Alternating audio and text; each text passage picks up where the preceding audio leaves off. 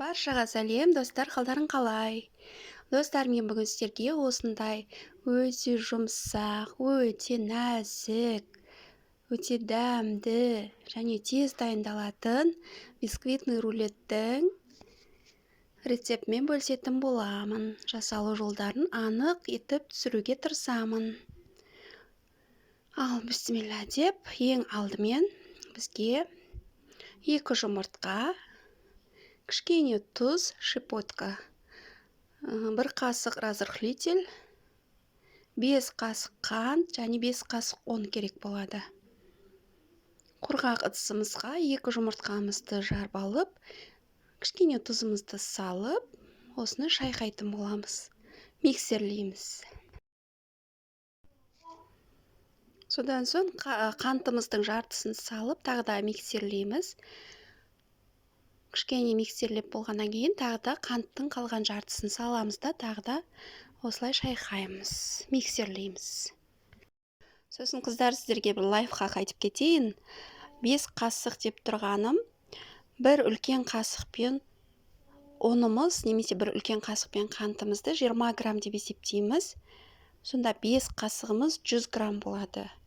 Сол егер өлшейтін өлшегіштеріңіз жоқ болса, таразыларыңыз жоқ болса, солай қасықпен өлшесеңіздер болады. Үлкен қасықтың біреуін 20 грамм деп есептейсіз, ұнды, қантты. Сосын ұнымызды салып, 5 қасық, 1 кішкентай қасықпен разрыхлительді толтырмай салып, бұны тағы да әдемілеп миксерлейміз. Егер миксеріңіз жоқ болса, вилкамен немесе венчикпен жасасаңыздар да өте әдемі шығады. Дайын болған массамызға үй температурасында еріп тұрған сармайдан кішкентай қасықпен 2 қасық салсаңыздар, ол сармай бисквитный рулетті жұмсартады және де бір нәзіктік береді, өте нежный болып шығады. Сармайымызды салып, тағы да кішкене миксерлейміз. Қоспамыз қою қаймақ тәрізді болады. Содан соң духовкамызды қыздырып қойып, дайын болған қоспамызды пергаментный қағазға жұқалап төсеп шығамыз. Осылай біркелкетіп жайып төсеп шығамыз. Сөйтіп қызып тұрған печкада 180 градуста 10 минутта пісіріп аламыз. Қоспамыз пісіп жатқанда бізге таза мата керек болады.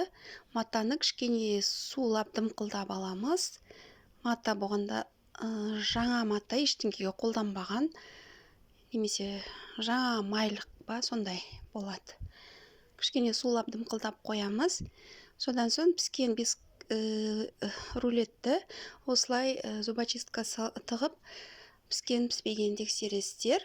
Егер піскен болса, зубочисткада ешқандай жабысып шықпайды, құрғақ болып шығады. Содан соң дымқылдап қойған матамызға рулетімізді ыстықтай орап тастауымыз керек, сол үшін тез-тез осылай бетін астына қаратып, осылай ораймыз. Орап 2 минутқа қойсаңыздар болды. Содан соң ішіне салатын варенье ма, джем ба, повидло ма, вареная сгущенка ма, соны салуға болады. Мен вареная сгущенка саламын. Достар, рецепті осы видеоның астына жазып кететін боламын. Содан соң начинкасын салған кезде, осылай арасына жағып шығатын кезде, аяқ жағына жақпасаңыздар да болады, соңғы жағына. Өйткені ораған кезінде кішкене жылжып начинка соңғы жағына да барады. Осылай орап тастаймыз.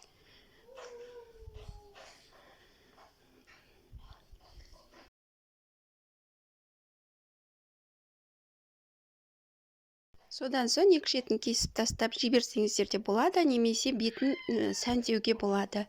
Бетін сәндеуге шоколад, крем жақсаңыздар да болады. Мен шоколад жағатын болам. Және қыздар, тағы да бір лайфхак айтып кетейін. Шоколадты осылай қойып жатқанда, астына пакет төсеп қойсаңыздар, жан жағына шашыраған шоколадтар пакетке ағатын болады. Содан соң шоколадтар пакетте қатып қалады ғой кейін.